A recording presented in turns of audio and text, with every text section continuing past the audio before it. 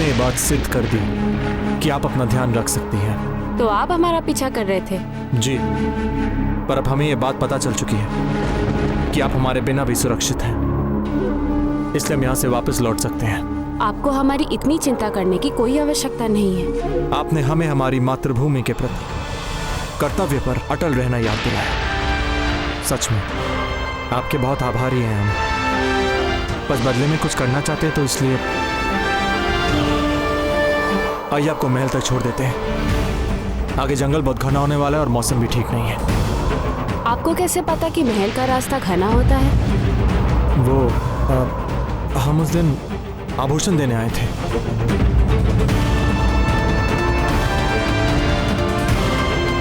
यदि आपको हम पर विश्वास है तो चलिए। ठीक है।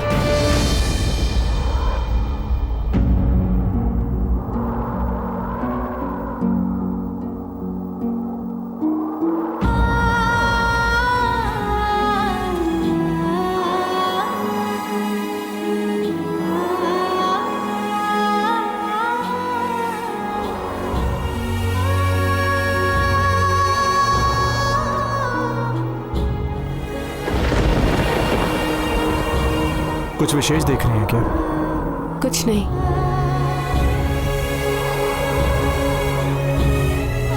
अब आप कुछ बताएंगे? ये वो स्थान है जब हम छोटे थे ना, तो हमारी प्रिय सखी के साथ यहाँ पर आकर खेला करते थे। कहाँ है आपकी प्रिय सखी?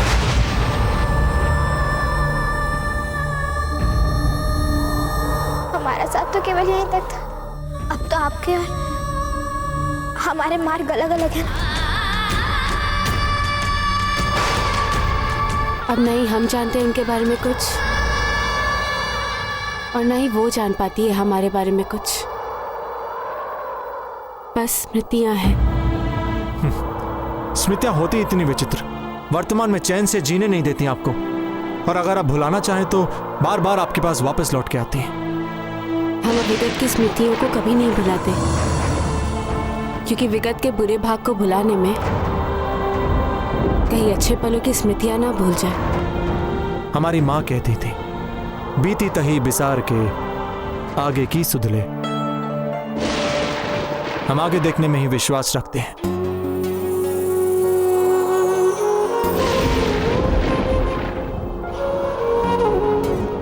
ये अश्वपालक क्यों ऐसी पहेली सा लगता है? जितना इससे बात करते हैं उतना ही गहराई दिखती है हमें इसमें। चलिए। कुंवर प्रताप, लड़कियों से सदा हाथ भर दूर रहने का अपना नियम नहीं भूलना है आपको।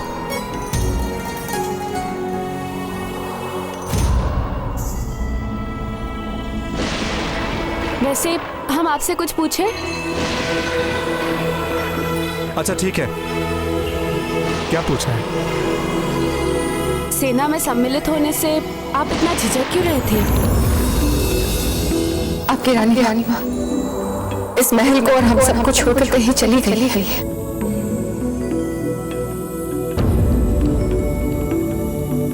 अजब ही बाईजी लाल है। हमें अचानक सम्मिलित होकर ऐसा लगा कि हम उस दिशा में बढ़ रहे हैं जिस दिशा में हम अपनी जिंदगी में, अपने जीवन में कभी जाना ही नहीं चाहते थे। पर आप तो एक देशभक्त हैं, और एक देशभक्त को कोई भी अवसर मिले अपनी मातृभूमि की सेवा करने के लिए, उसे बिना झिझक उसे गले लगा लेना चाहिए। और यही पहचान होती है ना एक सच्चे देशभक्त की। सही कहा आपने। इसलिए इस बार भी हमारी मातृभूमि के प्रेम ने हमें हमारी निजी दुविधाओं से हमें निकाला है, जिन्हें लेकर हम बहुत झिझक रहे थे। तभी तो बाईजीलाल की सेना में सम्मिलित होना स्वीकार किया हमने। किसी दिन हम अवश्य जानना चाहेंगे कि बाईजीलाल ने आपके साथ इतना क्या बुरा कर दिया। मतलब आप एक साधारण अश्वपालक है और आपको कभी भी उनसे मिलने का अवसर भी नहीं मिला होगा ना?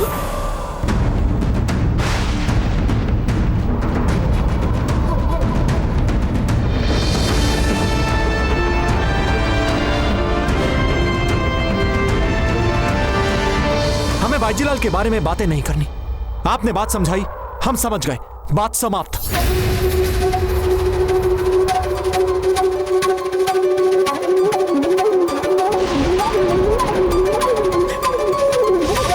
क्षमा कीजिए, हमें आपसे ऐसे रूखे स्वर में बोलना नहीं चाहिए था, पर भलाई इसी में होगी कि हम बाईजिलाल के बारे में और बातें ना करें।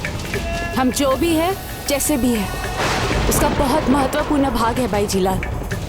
नहीं, उनके बिना भी आपका एक व्यक्तित्व है जो कहीं से भी अधूरा नहीं दिखता हमें। तभी तो हम दोनों इस समय इस लंबे अंधियारे पथ पर साथ साथ चल रहे हैं, मित्रों की भांति।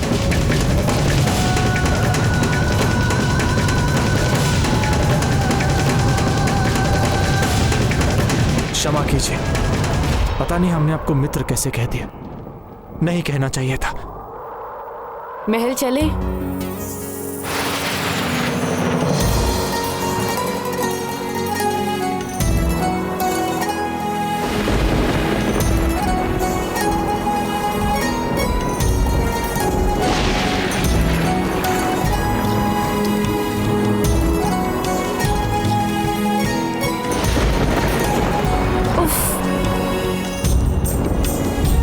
क्या हुआ? हमारी आंखों में कुछ चला गया है, हम निकालेंगे। जो भी है, आप अब चलते रहिए। अरे ऐसे कैसे चले जाएं? आप आराम से निकाल लीजिए, हम सहायता करें आपकी। नहीं नहीं,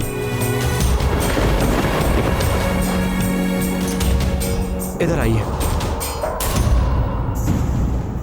इतने दूर से कैसे निकालें आपका तिनका? यहां पास आइए।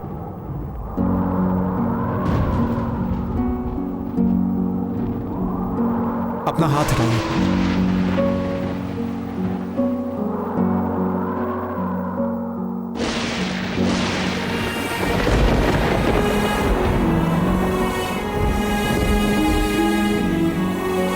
बस बस हो गया।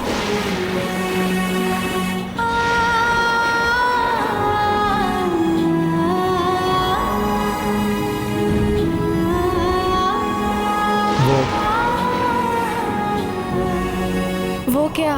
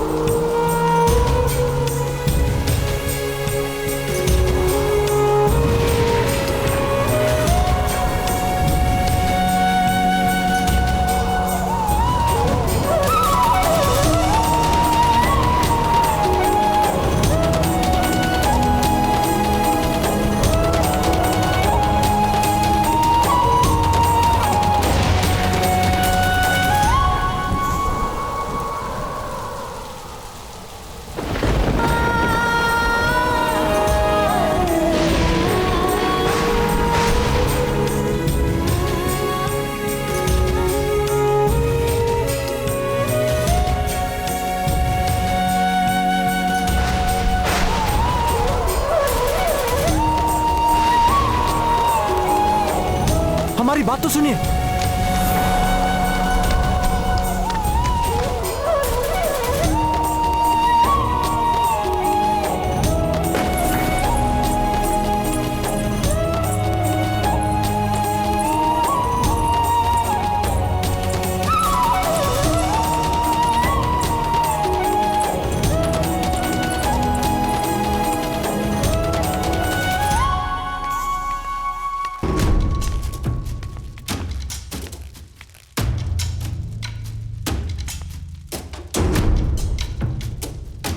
प्रताप,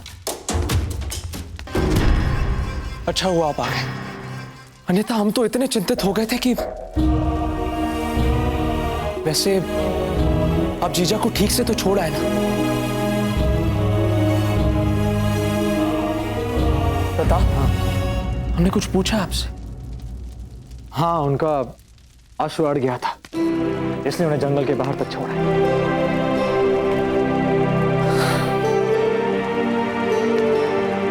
धन्यवाद मित्र। जब भी देर हो जाती थी हम स्वयं जाते थे जीजा को छोड़ने, किंतु आज उस दिवाली मेले की तैयारियों में इतने व्यस्त हो गए कि पहुंच ही नहीं पाए समय पर।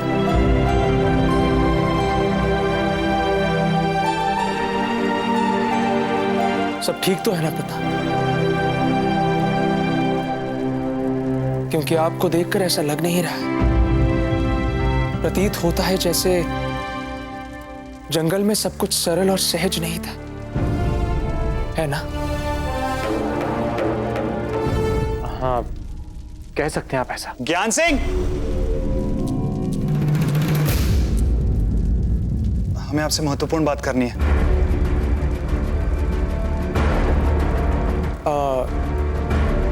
हम तो रुक सकते हैं ना? नहीं, हमें इनसे अकेले में बात करनी है। क्या? हमारा घर और हमें ही?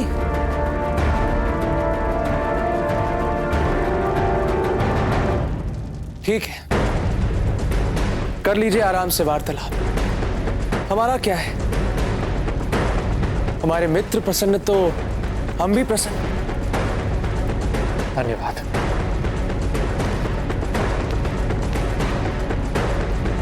हम अभी अभी सौभाग्यवती से मिलकर आए बाबूजी राज। क्या कह रही थी? समाचार अच्छे नहीं है बाबूजी राज। चक्रपाणी, साफ साफ बताइए, क्या कहना चाहते हैं आप? विद्रोह कर अजबदेव ऐसा मेवाड़ से संबंध तोड़ने की योजना बना रही है।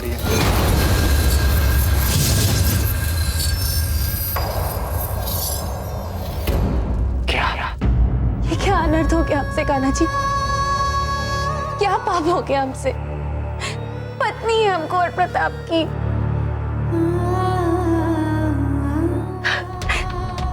एक क्षण नहीं गए इतने वर्षों से ने प्रेम किए बगैर। तो फिर क्या हो गया आज रात हमें? क्या हो गया हमें आज रात? क्यों ये भाव आया हमारे मन में, जबकि वो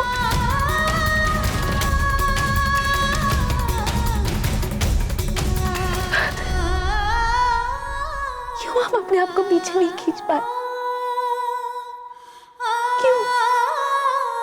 उस अश्वपालक के संग वो निकटता का एक क्षण क्यों भाग गया हमें?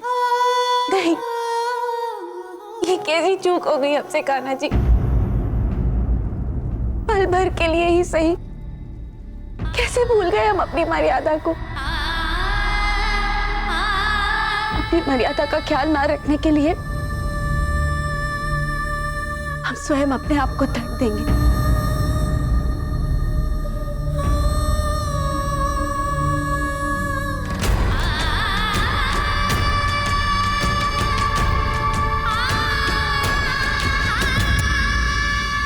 बिजोलिया को मेवाड़ से स्वतंत्रता की घोषणा ऐसा कैसे कर सकती हैं वे?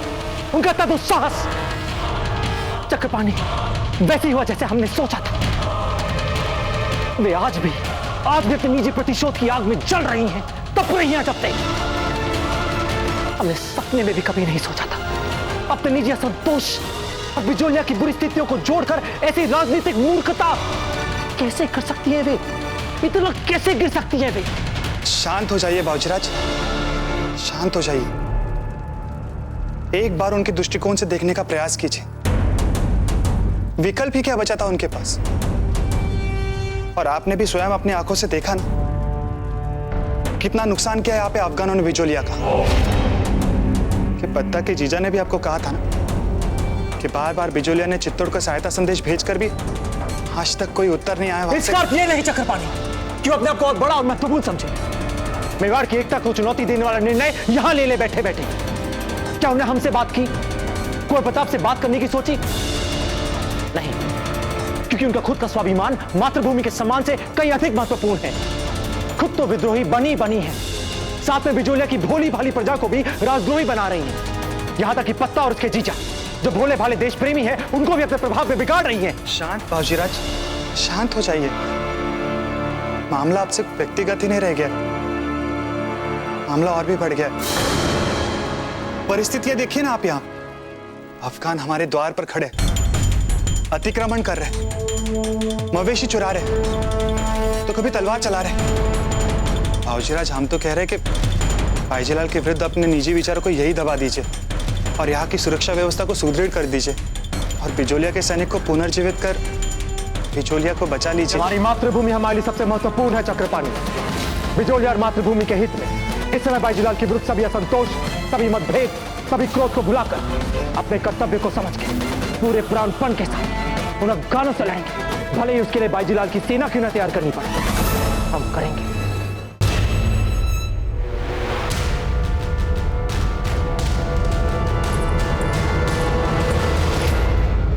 क्या कर रही हैं आप? कहीं फिर से आप हमेशा की तरह अपनी मन की बात मानने के लिए दंड तो नहीं दे रही ना स्वयं को? आप क्या थे सौभाग्यवती, यही मूर्ख हमारा मन कितना भी समझाने भटक ही जाता है, बात भ्रष्ट कर देता है। परंतु हुआ क्या? भगवान के लिए मत पूछिए सौभाग्यवती, मत पूछिए।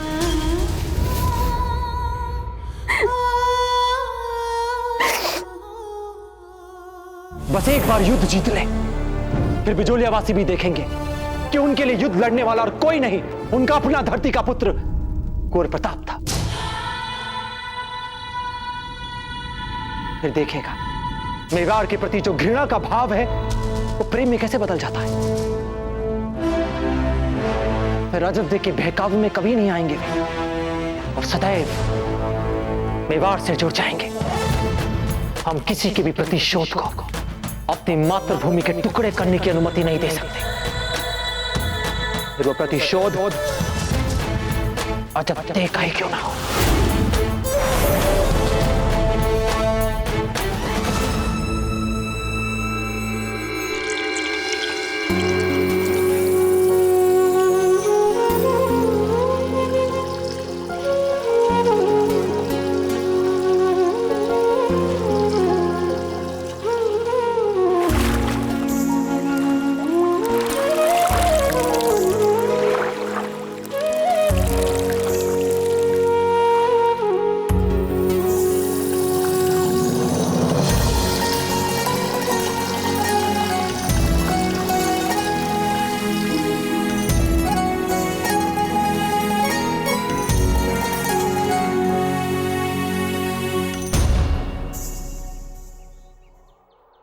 सूर्यदेव, हम तुलसी को साक्षी मानकर ये वचन लेते हैं कि हम कभी भी अपने विवाहित वचनों को नहीं भूलने देंगे। ये वचन हमारे लिए अंतिम सत्य रहेंगे। हे सूर्य देवता, आप साक्षी हैं। आज से हमारे मन में अजब देव के लिए बसी हर स्मृति, हर भावना को मिटा देंगे हम, क्योंकि उनके कर्मों ने यह सिद्ध कर दिया है कि वे एक राजद्रोही हैं। हम हुक्म के थे, हैं और सदा रहेंगे। वे हमारे बारे में क्या सोचते हैं ये उनका काम है, परंतु उनके प्रति हम हमेशा समर्पित रहेंगे। वे हमारे लिए केवल एक शत्रु ही रहेंगे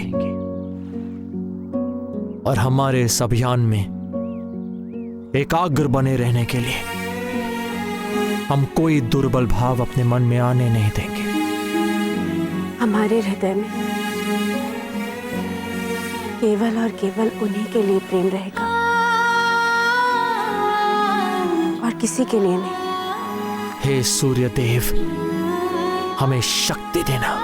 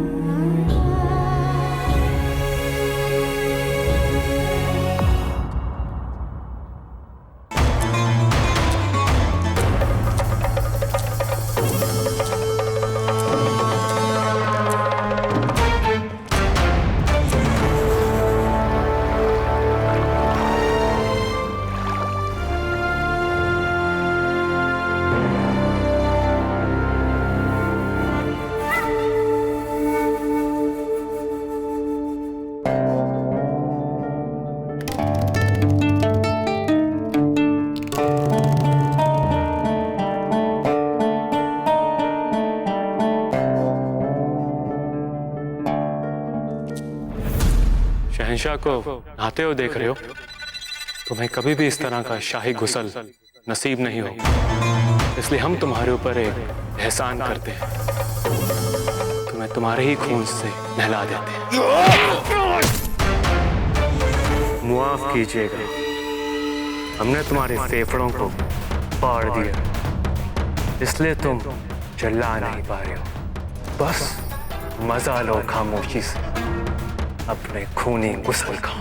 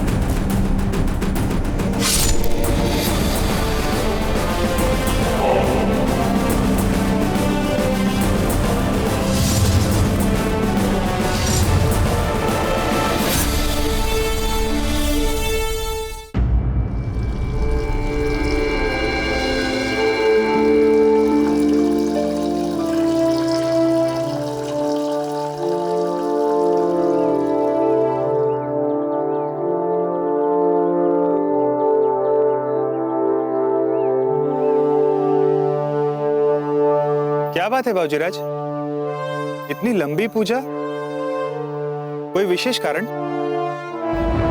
नहीं चक्रपाणी, कुछ विशेष नहीं, पर कारण अवश्य था।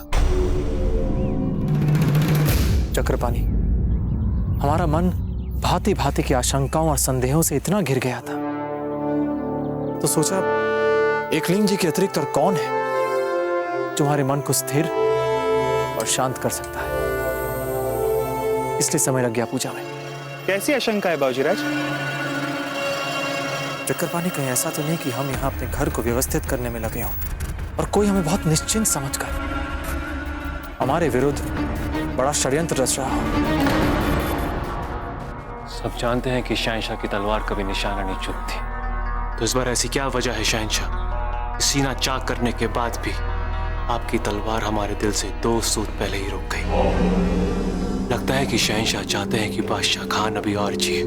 सजा भुगतने वाले इन कैदियों को मारकर ये मत समझ लेना कि बड़ी बहादुरी का कारनामा कर दिखाया है तुमने। हाँ बादशाह खान, हम जानते थे कि तुम आओगे, इसलिए हमने इन सजायाफ्ता डाकुओं को अपने बादशाह की हिफाजत में जान कुर्बान करने का बाइज्जत मौका अता फरमाया। और हाँ, जब तक जलाल खुद ना चाहे कोई भी जलाल के करीब नहीं पहुंच सकता बादशाह खान।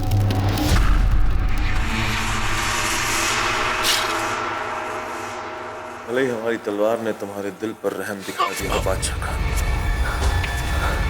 मगर इस कदर खून बहाते रहे तो मौत भी तुम पे रहम कभी नहीं दिखाएगी।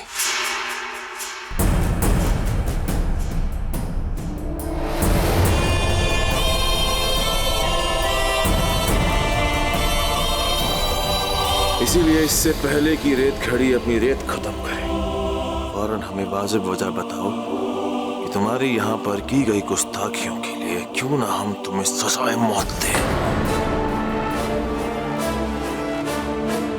हम पूरा राजपूताना आपके कदमों में रख सकते हैं। वाकई अभी वक्त बाकी है शहंशाह। ऐसे करोगे तुम्हें ये पुशादी पैगाम हमने एक राजपूत जासूस से हाथे आया था।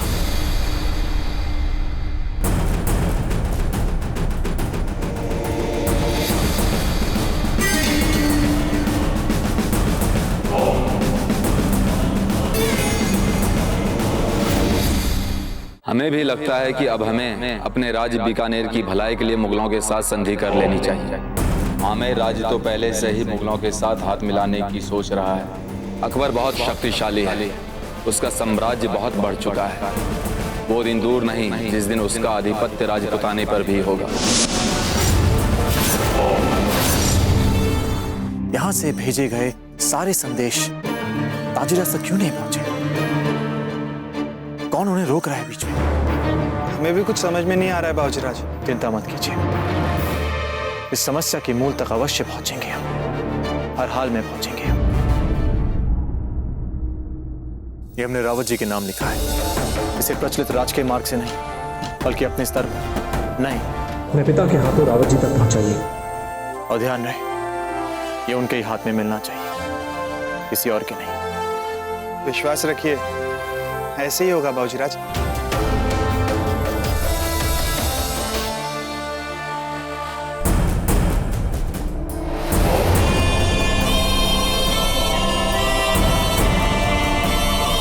तो तुम्हारे मुताबिक ये जो पैगाम तुमने राजपूत जासूस से हासिल किया है, जो ये कहता है कि तमाम राजपूत राजा हमारी सल्तनत की छांव में आने को बेचैन है, फकत ये खबर देने के लिए तुमने अपनी जान जोखिम में डाली थी। हम जानते हैं बादशाह खान कि कई राजपूती रियासतें दुनिया के सामने बड़ी बड़ी बातें करते हैं, पर हर कोई एक दूसरे को नीचा दिखाने के लिए हमारी सल्तनत की छांव में आना चाहते हैं। और इन तमाम राजाओं को हर वक्त हमारे एक इशारे की उम्मीद रहती है।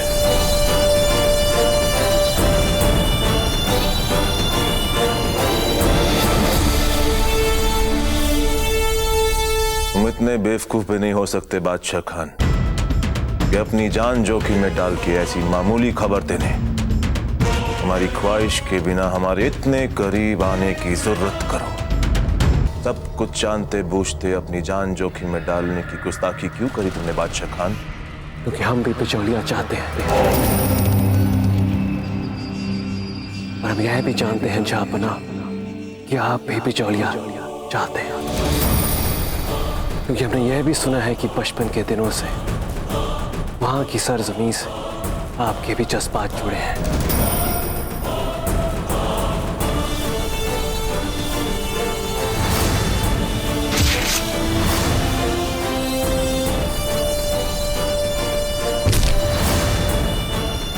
ले जाओ उसे शाही हकीम के पास और बोलना उनसे, हम चाहते हैं ये जिंदा रहे, इसके चाक सीने को एहतियात के साथ सी दिया जाए।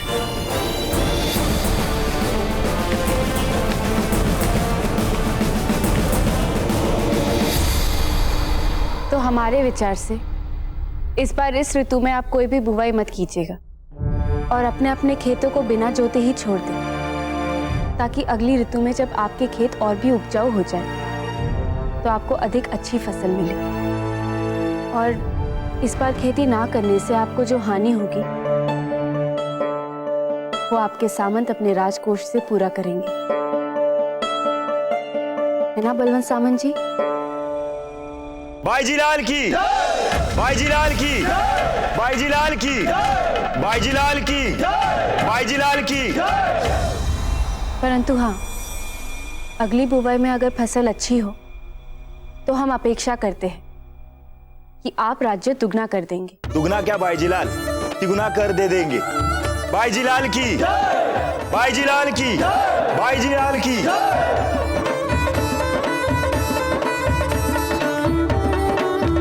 जीजा, दिवाली मेले में दूर दूर से सभी नट नटी आ रहे हैं, गाना बजाने वाले आ रहे हैं, अश्व विक्रेता, पशु विक्रेता, हथियार विक्रेता और अन्य व्यापारी भी। अब बस थोड़ा धन आना प्रारंभ हो जाए, उसके पश्चात हम स्वयं सिपाहियों को सैन्य प्रशिक्षण देंगे। बलवंत, आप जाइए।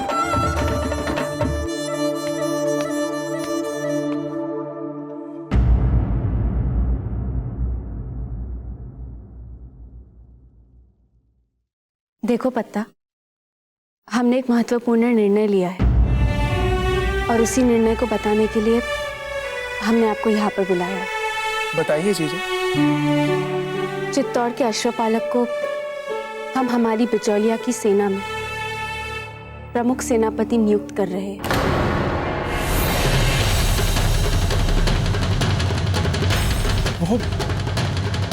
वो प्रताप? हाँ पत्ता, वही।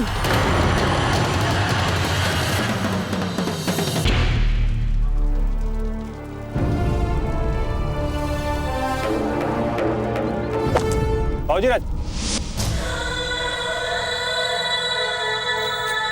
बाबूजीराज, आपके लिए इतनी जल्दी कैसे मान गई बाईजी लाल?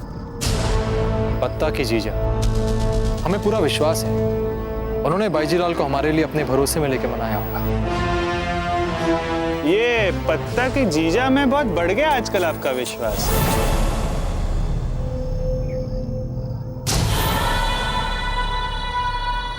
अरे भाऊजीराज, हम तो ऐसे ही उपवास कर रहे थे, हम तो मित्र हैं ना आपके। आप ये ऐसे तीर।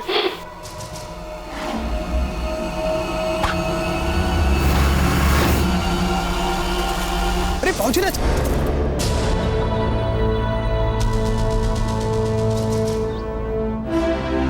सही कहा आपने। जितना ही विश्वास हमें पत्ता की जीजा में है, उतना ही अविश्वास बाईजी लाल के लिए।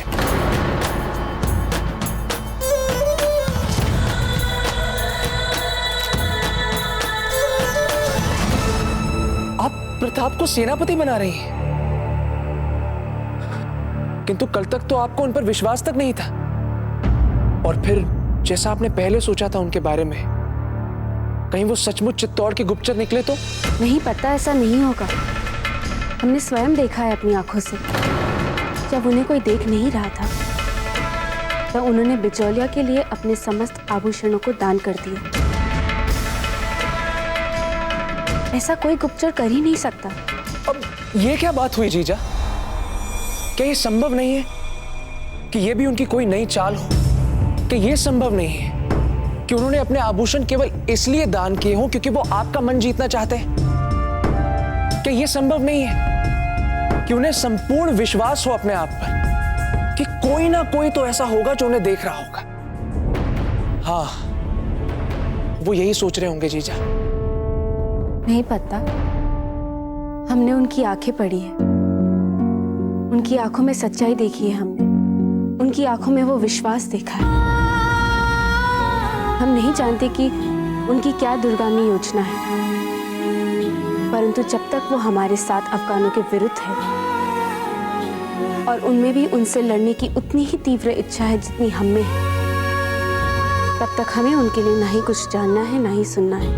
फिर भी हमें यही लग रहा है जीजा कि आप एक अत्यंत महत्वपूर्ण निर्णय शीघ्रता में ले रही हैं। क्योंकि हमारे पास समय नहीं है पत्ता। अफगान संकट हमारे सर पर बैठा है और हमें सेना की बागडोर एक योग्य योद्धा के हाथों में सौंपनी ही सौंपनी है। हम आशा करते हैं कि आप हमारे इस निर्णय को अपने प्रति हमारे विश्वास की कमी के रूप में नहीं देखेंगे। पता आज भी आप हमारे लिए उतने ही विश्वसनीय और महत्वपूर्ण है। अपितु अगर वो अश्वपालक राम है तो आप लक्ष्मण हैं। लंका विजय के लिए दोनों का होना आवश्यक है ना। किंतु फिर भी आप उस कल के आए व्यक्ति को सेनापति कैसे बना सकती हैं? पता आप तो हमारी सेना को जानते हैं ना, उनकी शक्तियों को जानते हैं, उनकी कमियों को जानते हैं। आपका सहयोगी उसे एक सफल सेनापति बनाएगा।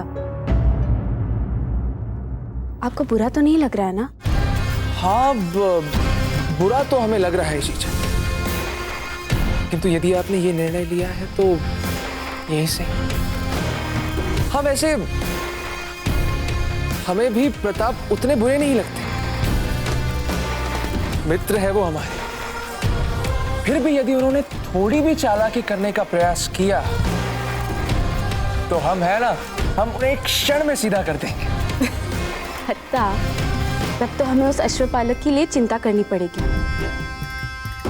जाइए और जाकर शीघ्र काम करवाइए।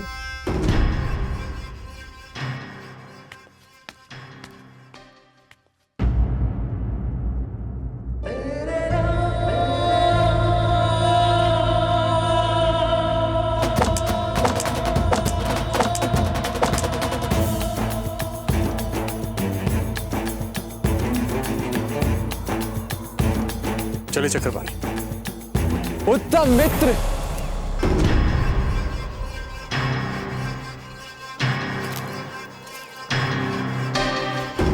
अति उत्तम।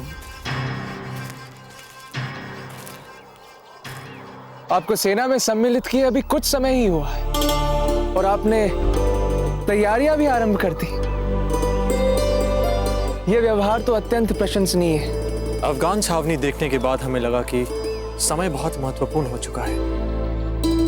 एक एक पल हमारे लिए बहुत बहुमूल्य है, इसलिए। वो सब तो ठीक है, किंतु आगे से आपको हथियार आदि बनाने की कोई आवश्यकता नहीं। ऐसा क्यों? क्योंकि बाईजी लाल ने आपको अपनी सेना का प्रमुख सेनापति बनाने का निर्णय लिया है। ये तो हमें पहले से ही पता। अच्छा समाचार लेकर आए हैं पता। हम आपके जीजा के बहुत आभारी हैं। हम जानते हैं यदि आपकी जीजा ने उन्हें नहीं समझाया होता तो वे ये निर्णय नहीं ले पाते। धन्यवाद। किंतु जीजा ने केवल वही किया जो उन्हें करना चाहिए अपने देश के लिए। तो चलिए आपको अपनी सेना से औपचारिक परिचय करा देते हैं। अवश्य।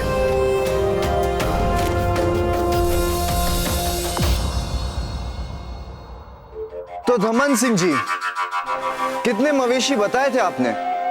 35? जी, हमारे विचार से 35। आपके विचार से 35 या सचमुच 35? सचमुच में कुंवर जी। लिखिए 35 मवेशी, जिनमें 2 बकरे भी है। और खेत कितने बोला आपने? खेत बस केवल 2। 3 अगर हम पत्नी का भी सम्मिलित कर ले तो।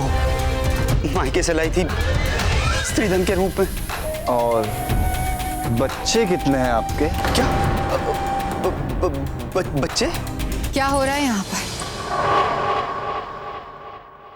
रानी माँ, हमने आपसे कितनी बार कहा है कि हमारी व्यस्तता में बाधा मत डाला कीजिए।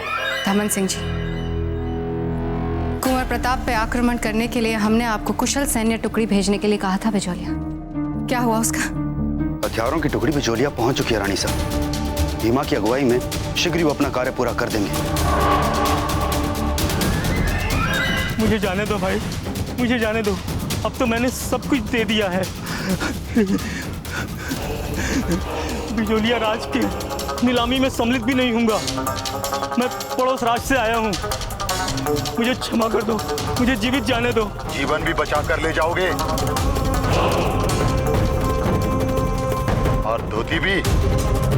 इतनी महीन धोती इतनी आसानी से ले जाने नहीं देगा तुझे भीमा। नहीं, धोती भी ले लो भाई, उतार धोती। उतारता हूँ। मुझे जीवित छोड़ दो, मुझे जाने दो। तुझे जाने दूं ताकि तू यहाँ से जाकर नीलामी में आने वाले सारे साहूकारों को मेरे विरुद्ध भड़काएगा। अगर कोई आएगा ही नहीं तो मैं लूटूंगा किसे? इसलिए तेरा मर जाना ही अच्छा है।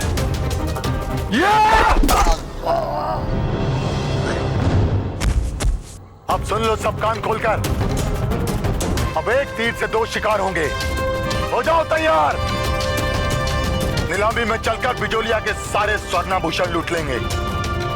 एक और महत्वपूर्ण कार्य भी है। कुंवर प्रताप को पूरी तरह से घायल करने का कार्य, जिसके लिए दमन सिंह हमें मुंह मांगा धन देगा। एक तरफ सोना होगा और एक तरफ धन। सोना धन। दमन सिंह जी, हम आशा करते हैं कि आप अपना अभियान तुरंत और सफलतापूर्वक पूरा करके हमें दिखाएंगे। नहीं तो आप हमारा क्रोध अच्छी तरह से जानते हैं। हम आपको क्रोधित होने का अवसर नहीं देंगे रानी साहब। फिर ठीक है, परंतु संकट बढ़ता जा रहा है दमन सिंह जी। बिजोलिया के समाचार राणा जी तक ना पहुंचने देना हमारे लिए दिन प्रतिदिन कठिन होता जा रहा है। ऊपर से कुंवर प्रताप बिजोलिया जाकर बैठे हैं। कब तक हम राणा जी को अंधेरे में रखें? आपको जल्द से जल्द कुछ ऐसा करना पड़ेगा जिससे कुंवर प्रताप बिजोलिया से बाहर आ जाए। ऐसा ही होगा रानी साहब।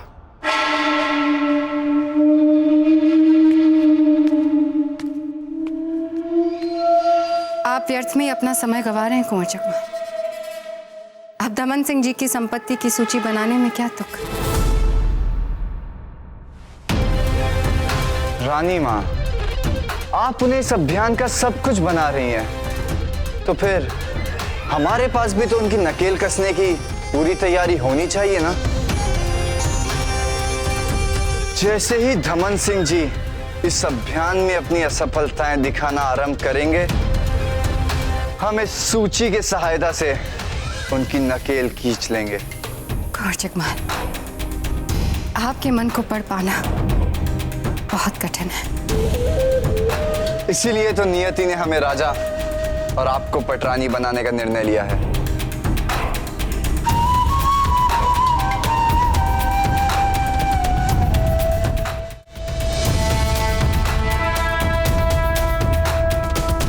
ये सभी वीर योद्धा है हमारी सेना में।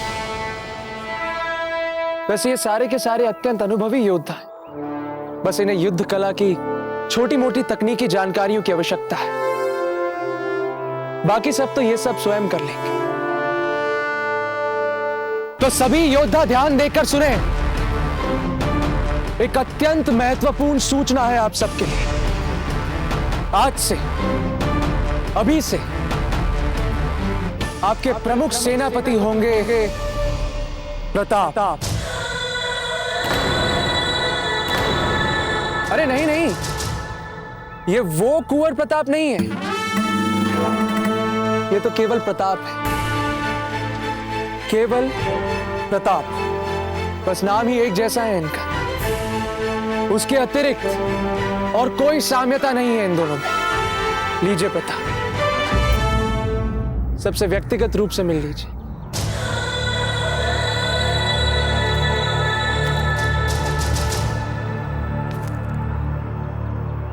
ये है करनी सिंह, पिता का नाम उमेद सिंह, जिन्होंने राणा उदय सिंह जी के साथ कई युद्ध लड़े। तलवारबाजी में अच्छे हैं। और आप फतेह सिंह, पिता का नाम संग्राम सिंह, भाला ठीक ठाक चला लेते हैं। और आप कीरत सिंह, पिता का नाम तीरथ सिंह, तीर अच्छा चला लेते हैं। और आप खुंकार सिंह, पिता का नाम विशाल सिंह, मुख्य रूप से मल्ल योद्धा हैं। उत्तम, अति उत्तम। आज आप सभी का पहला दिन, तो आज के लिए अवकाश। कल प्रातःकाल सैन्य प्रशिक्षण आरंभ करेंगे। जय क्लिंग जी, जय क्लिंग जी, जय क्लिंग जी, जय क्लिंग जी, जय क्लिंग जी, जय क्लिंग जी।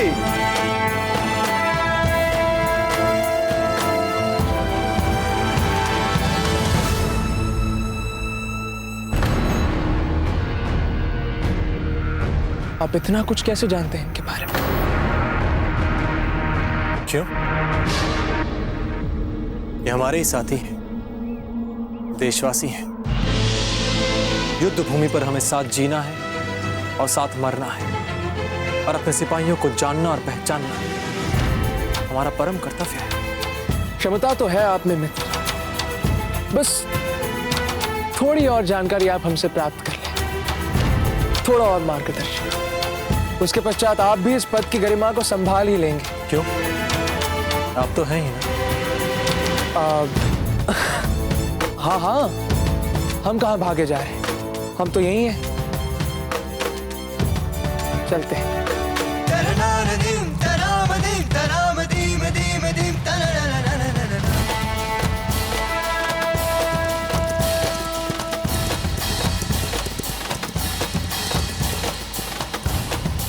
बाबूजीराज,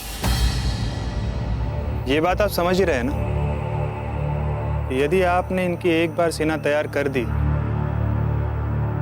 तो अफगानों को लड़ने के लिए आपके काम तो आ ही जाएंगे, परंतु अफगानों को हराने के बाद यही सेना चित्तौड़ के विरुद्ध भी खड़ी हो सकती है। नहीं चक्रपाणी, नहीं, क्योंकि एक बार हमारे साथ युद्ध लड़ने के बाद ये हमारे प्रति निष्ठावान हो जाएंगे। फिर हम जो कहेंगे ये वही करेंगे। मतलब क्या कहेंगे आप? मतलब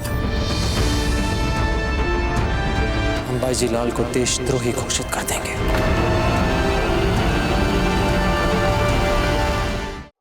क्या आप ये कहना चाहते हैं कि उसे हमारे हर सिपाही का नाम पता है? हाँ जीजा, बिजोलिया है, उन्हें अभी 4 दिन भी नहीं है, और उन्हें हमारी सेना के सभी सिपाहियों का नाम क्या है। इसमें कुछ तो विचित्र है।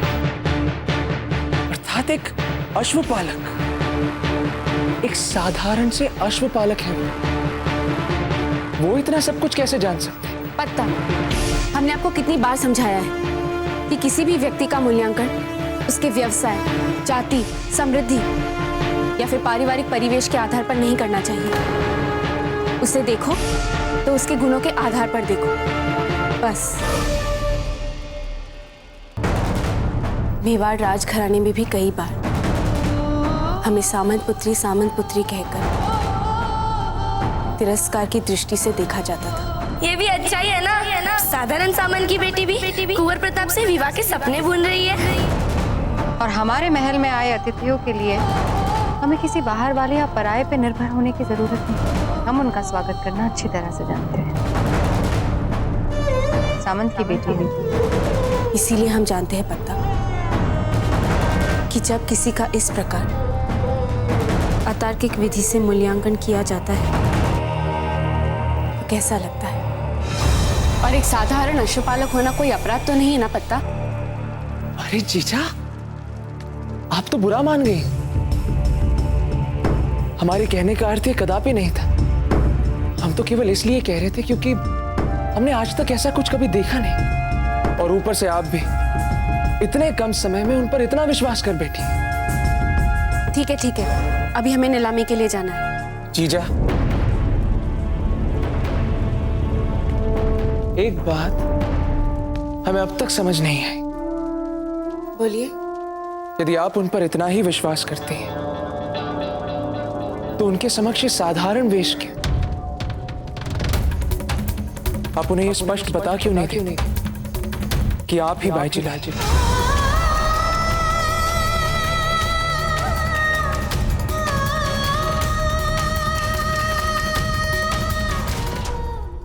मेवाड़ के वीर महाराणा प्रताप के जीवन को करीब से जानने के लिए चैनल को सब्सक्राइब करें और बेल आइकॉन दबाना न भूलें।